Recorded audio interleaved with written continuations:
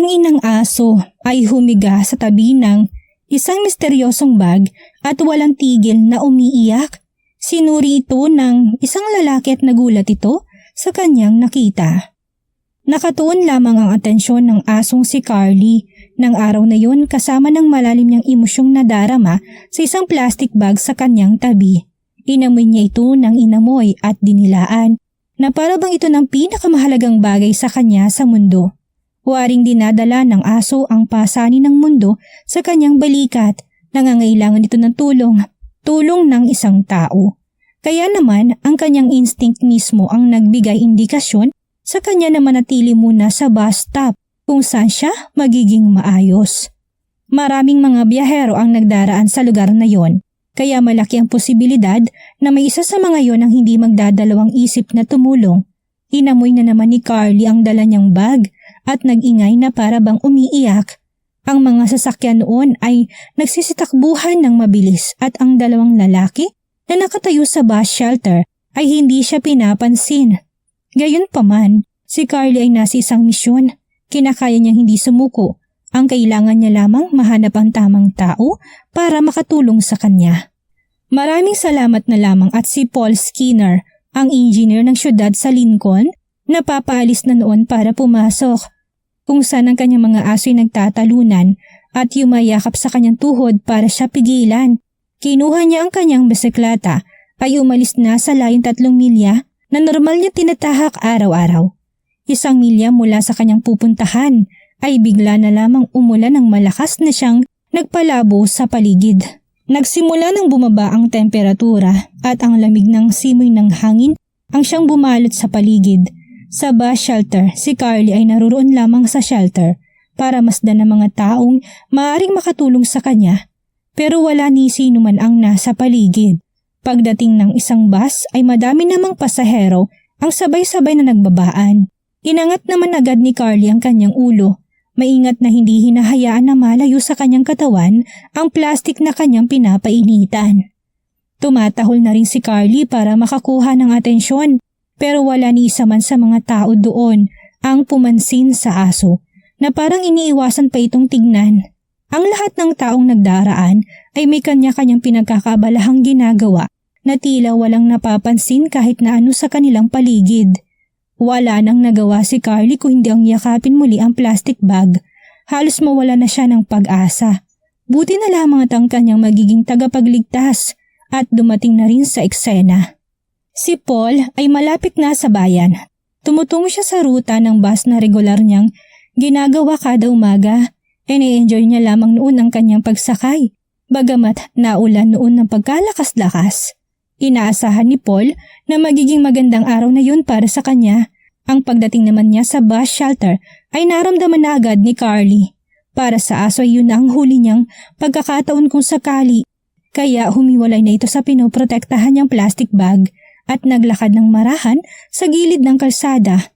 Nang mapalapit na si Paul sa aso ay bigla na lamang siya nitong pinatatahulan. Nang sinubukan ni Paul na lampasan at huwag pansinin ang aso ay mas lalo pa itong nagtatahol sa kanya ng malakas. Hanggang sa mapukaw na talaga ang interes ni Paul sa aso. Napansin din naman niya ang angking kagandahan ng aso na medyo madumi nga lamang. Malamang na ilang araw na itong hindi naliligo. Nagmabagal si Paul sa pagpedal hanggang sa tuluyan na itong mapahinto. Alam niya kasi ang ganong klase ng tahol ng isang aso. Sa tuwing ang mga aso niya kasi ang tumatahol ng ganon ay indikasyon ito na hinihingi nila ang kanyang atensyon para sa isang bagay na importante. Nilapitan ni Paul ang asong nangangailangan ng tulong. Kinausap ito ng mahina at mahinahon. Inalok ni Paul ang kanyang kamay na inamoy at dinilaan naman ng aso. Sa isang paraan na tanging ang mga aso at mga dog lovers lamang ang nakakaunawa. Nagsimula na si Paul na kausapin ng aso. Hinimas ang ulo nito, sabay tanong kung ano ba ang nais nitong ipahiwatig. Waring naintindihan naman ni Carly dahil agad itong lumingon sa kanyang plastik at agad itong nilapitan. Sinundan naman ito ni Paul.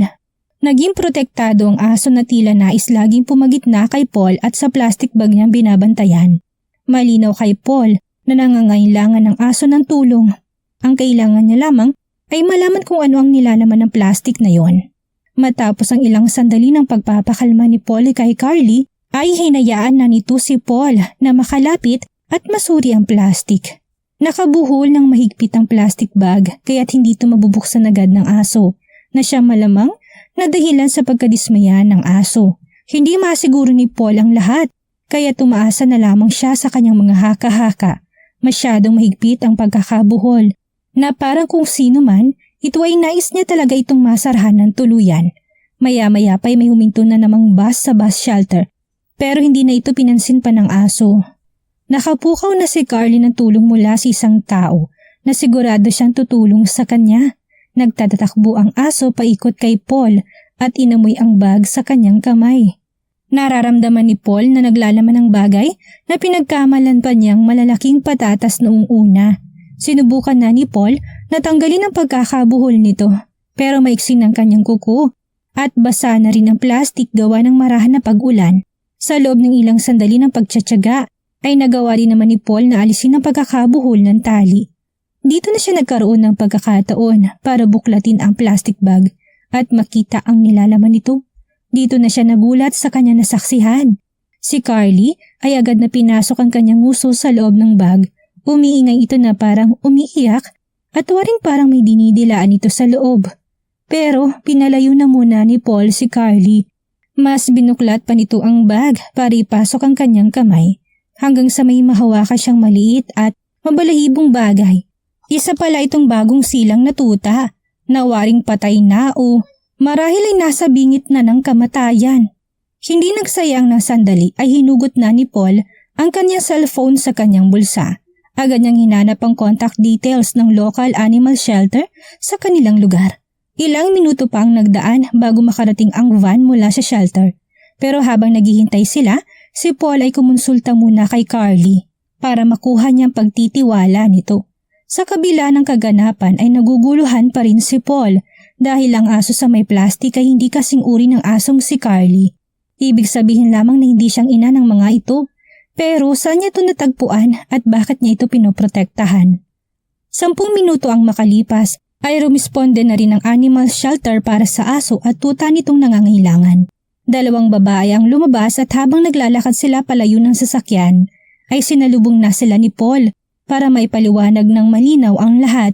Agad kinuha ng babae na yun ang 2 tuta na sa katagalan ay naging 4 pa matapos silang makakuha pa ng 2 sa plastic bag. Pinasa ng babae na yun ang mga tuta sa kanyang kasama.